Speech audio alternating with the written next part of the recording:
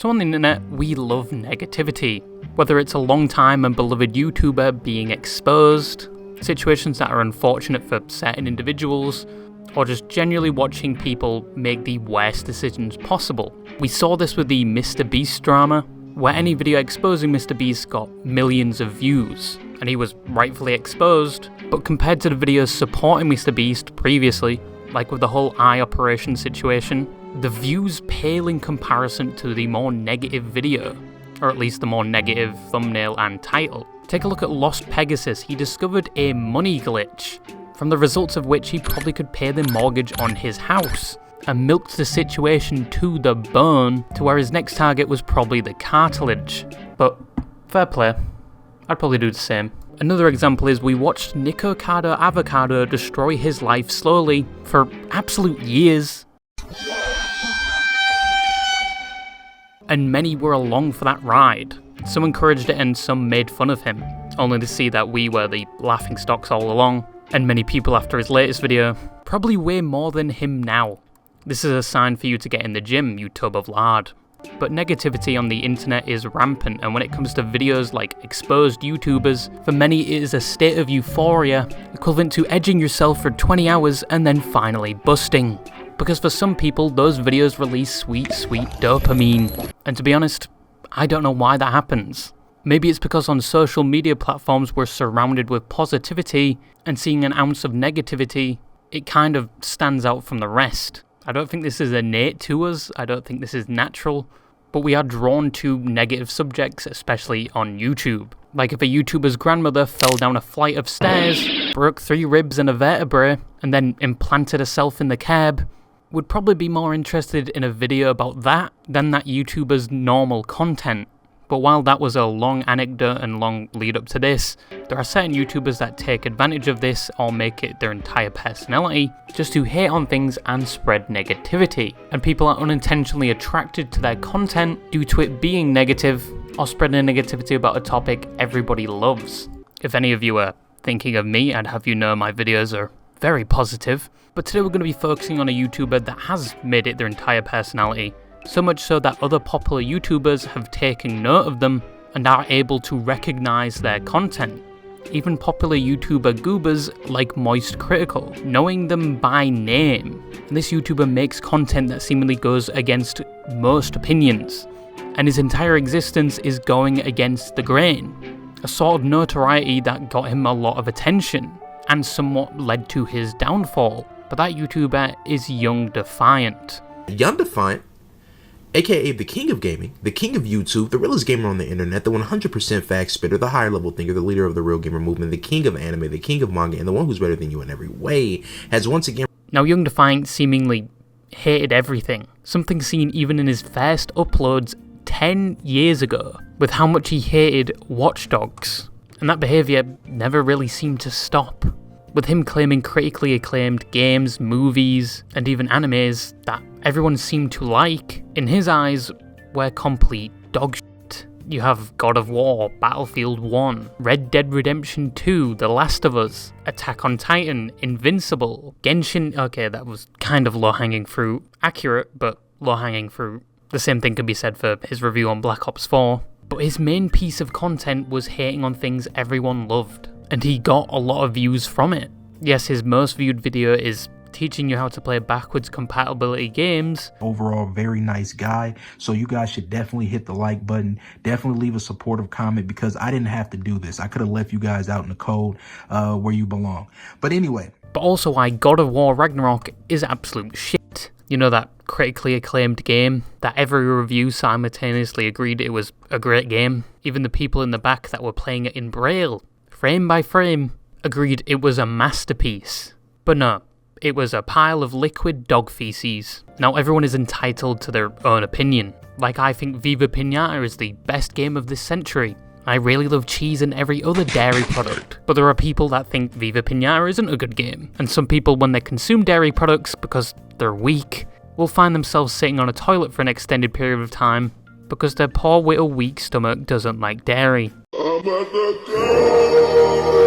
Natural selection at its best. But they are entitled to their own opinion. It may be against the grain, but they're entitled to that opinion.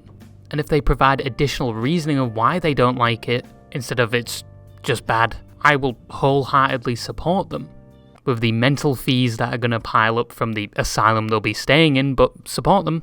But most of Young Defiant's videos were taking things that people were saying were the best part of that media and saying it was the complete opposite. Like his review on God of War Ragnarok, when you get past the intro of him saying he's a god tier gamer, the best opinion, the king of all gaming, and if you're not supporting his channel and giving him money, you're a loser. Young Defiant, aka the king of gaming, the king of YouTube, the realest gamer on the internet, the one who's better than you in every way. That is a speech that is the epitome of low tier god.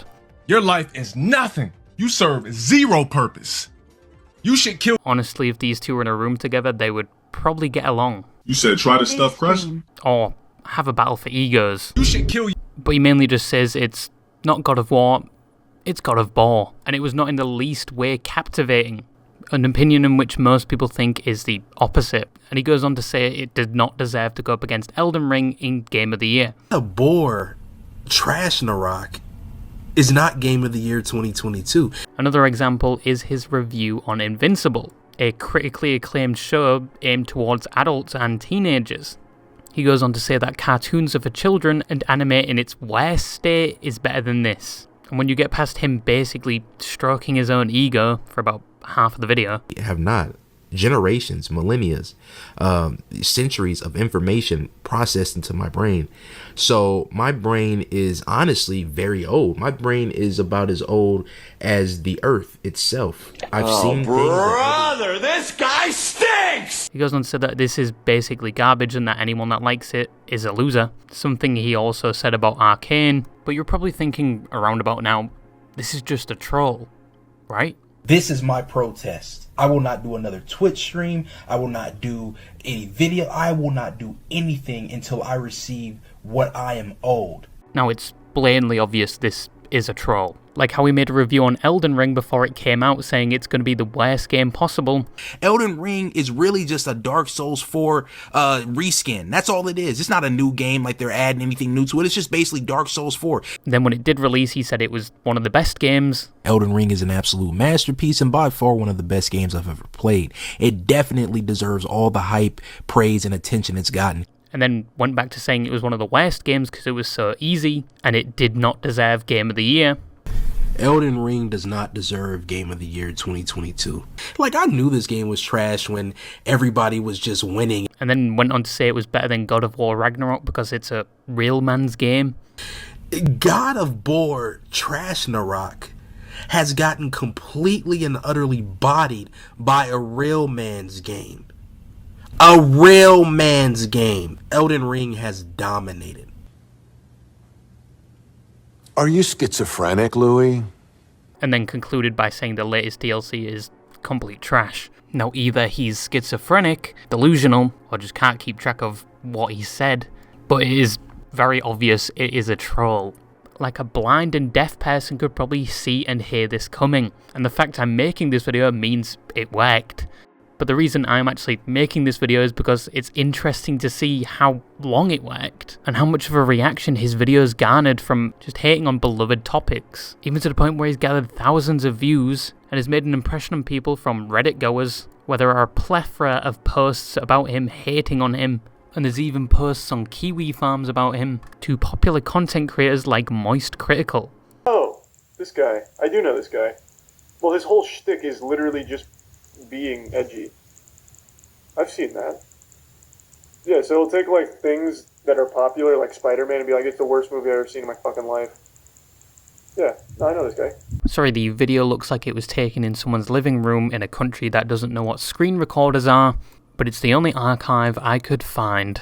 But you also had commentary YouTubers making videos about him and taking a stab at him as well, and some not even realizing he's trolling. It's when you don't have an argument, so you just attack. But all of this combined together, it worked. From his ego-inflated persona to his critical opinions with no backing or support. It just worked for the longest time. And the more people that hated him and talked about him, the more he prospered as a whole. Some of you may have looked at his videos before. Some of you may know about him. Some of you may have instinctively clicked on one of his videos when it was in your feed. And the fact that popular YouTubers know who he is just a testament to how much it worked. But why did it work so well? Wait.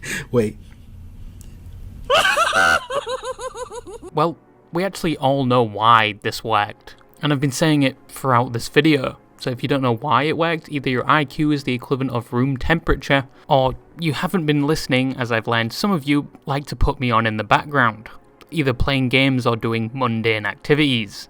So if you are listening, cover your ears. Did that wake you up? You listening now? Not playing RuneScape or Valorant or, God forbid, Genshin? Well, it worked so well because, once again, it's negative, and he's only criticising things everyone says positive things about. Like Arcane, for example. There are so many positive reviews on it, almost too many, to a point where a negative video like his would probably stick out from the rest. A negative video where he says it's the equivalent of feces with a layer of premature ejaculation. And 2, Arcane has a strong fanbase, so chances are some of them, for whatever reason, will want to know why someone on the internet has a negative opinion about something they love. But he keeps you watching the video through this character, at least I hope it's a character, but all of which are playing to his advantage as you're giving him more attention and an extra view. Just like with one of his more popular Reddit threads that had the people of Reddit foaming at the mouth with anger. As with his usual character, once again, I hope it is a character, and he's not actually like schizophrenic or something, but he angered people by acting entitled, and basically saying he deserves their money, or he's just gonna stop making content. This is my protest.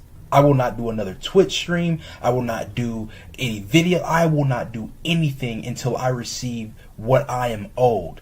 A feat in which, on Reddit, ensured he had a small duplex in people's heads, because he got the attention he wanted.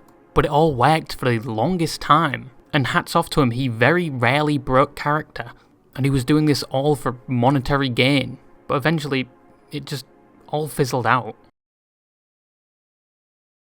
Now we all know what a lolcow is. You don't, do you? Dumbass.